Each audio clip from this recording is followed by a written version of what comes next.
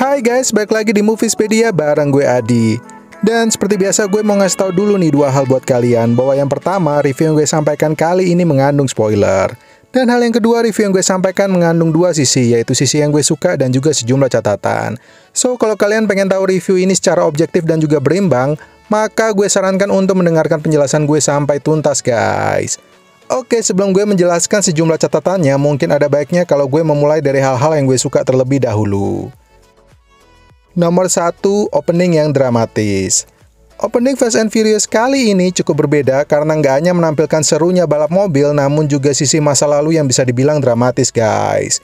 Well, gue sih cukup tersentuh ya dengan opening kali ini, terutama karena menunjukkan sisi manusiawi seorang Dominic Toretto. Nah, dalam opening kali ini dia digambarkan sebagai seorang Toretto muda yang juga bisa sedih, kemudian merasa kehilangan dan juga bersimpati.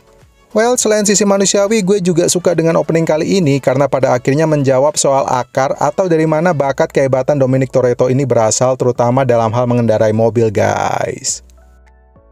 Nomor 2, karakter yang berkembang. Karakter Dominic Toretto dan juga Letty pada film kali ini bisa dibilang mulai mengalami perubahan.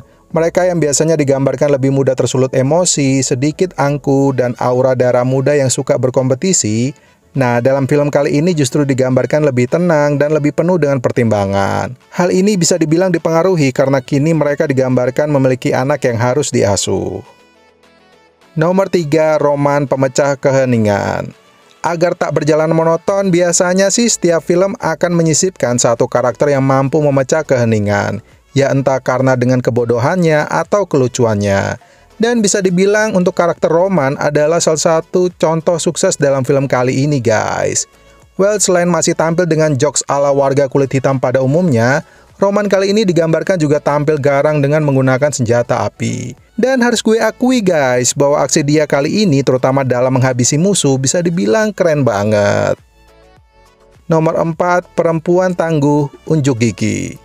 Kalau pada film-film sebelumnya, aksi berbahaya cenderung didominasi oleh karakter laki-laki, maka pada film kali ini giliran perempuan yang nggak kalah untuk unjuk gigi guys.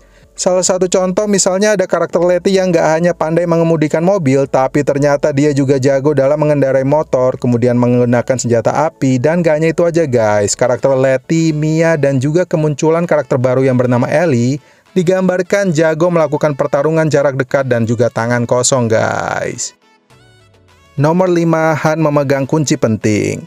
Karakter Han yang diceritakan tewas di Fast and Furious 6 kini kembali muncul. Nah, berbeda dengan film-film sebelumnya yang mungkin kurang terlalu menonjol, well, kali ini karakter Han ternyata dikisahkan memiliki peran penting terutama dalam menuntaskan misi guys.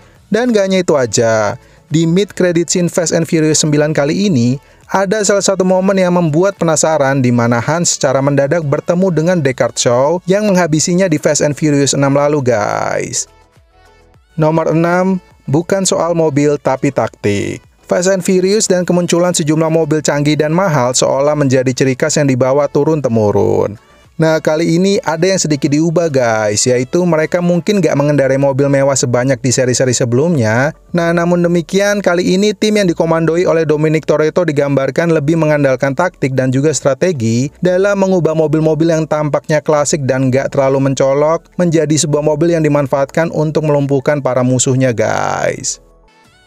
Nomor 7, tradisi keluarga yang tetap dipertahankan. Kalau ngomongin Fast and Furious, tentu nggak hanya soal mobil aja, tapi juga rasa kekeluargaan guys. Nah, untuk film yang ke-9 kali ini bisa dibilang unsur kekeluargaan tersebut menjadi semakin spesial karena ada tambahan anak Dominic Toretto yang diberi nama Brian demi mengenang mendiang Brian O'Connor. Nah, dalam salah satu adegan, Brian kecil pun diajarkan oleh Dominic Toretto mengenai pentingnya berkumpul dan berdoa bersama anggota keluarga lainnya. Well, itu tadi sejumlah hal yang gue suka, dan berikut adalah sejumlah catatannya. Nomor 1, kejanggalan bangkitnya Han. Kemunculan Han dalam film kali ini bisa dibilang menjadi hal yang bisa dipahami mengingat peran pentingnya dalam menuntaskan misi. Nah, tapi yang menjadi janggal dan terkesan memaksakan adalah ketika penjelasan soal bagaimana dia memalsukan kematiannya dari Deckard Shaw guys. Nomor 2, mencoba beda tapi malah aneh. Melakukan misi di kapal selam pernah, menghadapi musuh di udara juga pernah. Nah, di dalam Fast and Furious kali ini elemen berbeda kembali coba ditambahkan, yaitu ruang angkasa. Well, sayangnya menurut gue adegan yang berbau sci-fi ini bisa dibilang cukup aneh.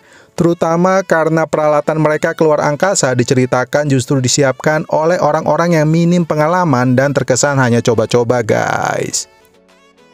Nomor 3, pencinta mobil mungkin kurang puas. Seperti yang gue bilang tadi, bahwa kelebihan Fast and Furious kali ini lebih menonjolkan taktik dibandingkan kemewahan dan juga kecanggihan sebuah kendaraan atau mobil. Nah, namun demikian di satu sisi mungkin keinginan kalian belum terpenuhi ya, terutama kalau kalian adalah tipe penonton yang lebih suka melihat modif mobil mewah dan juga canggih, seperti film-film Fast and Furious sebelumnya. Nomor 4, karakter antagonis yang kurang greget. Cypher yang dalam film sebelumnya menjadi ancaman, kini masih diposisikan kembali sebagai karakter antagonis. Nah, meskipun Cypher memiliki kaki tangan, namun karakternya sendiri minim pengembangan yang mengejutkan, guys. Well, jika kalian sudah nonton film Fast and Furious, maka kehadiran Cypher yang penuh dengan kelicikan kali ini berakibat pada alur cerita yang mudah ditebak dan juga minim plot twist, guys. Nomor 5, cerita yang nanggung. Opening yang digambarkan dramatis sempat membuat gue berharap lebih bahwa mungkin kekuatan cerita akan menjadi elemen pembeda dalam film kali ini. Well, namun demikian kalau kalian tipe penonton yang suka dengan kedalaman sebuah cerita, maka sejumlah narasi yang ditampilkan kali ini tampak kurang kuat bahkan hingga filmnya tuntas, guys. Well, misalnya aja narasi soal katanya Dominic Toretto adalah anak favorit ayahnya jika dibandingkan dengan Jacob. Nah, sayangnya gue pribadi kurang melihat, guys, adanya kesenjangan perlakuan atau diskriminasi dari sang ayah kepada anak-anaknya. Well, menurut gue hal ini kemungkinan terjadi karena penulis skenarionya nggak pengen kehilangan kekuatan utama dari film ini, yaitu balapan dan juga menuntaskan misi, dan bukan menonjolkan drama melankolis.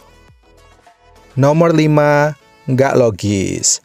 Adegan tim Dominic Toretto disergap di sebuah pulau oleh tentara atau militer setempat adalah momen yang sangat seru dan juga mendebarkan, guys. Nah, tapi sayangnya segerombolan militer itu ditampilkan beberapa kali melepaskan tembakan yang meleset. Dan salah satu part yang aneh menurut gue adalah ketika Roman yang berlari kemudian dikejar oleh segerombolan tentara menggunakan mobil, namun tembakan dari para tentara itu meleset terus dan bahkan terkesannya mereka hanya menembaki tanah, guys, dan bukan Roman. Well, untuk ukuran segerombolan pasukan militer, kejadian ini tampak aneh atau kurang berjalan natural. Nah, selain itu, ada juga momen di mana Letty dan juga Dominic Toretto yang memaksa mobilnya untuk tancap gas dan menyeberangi pulau.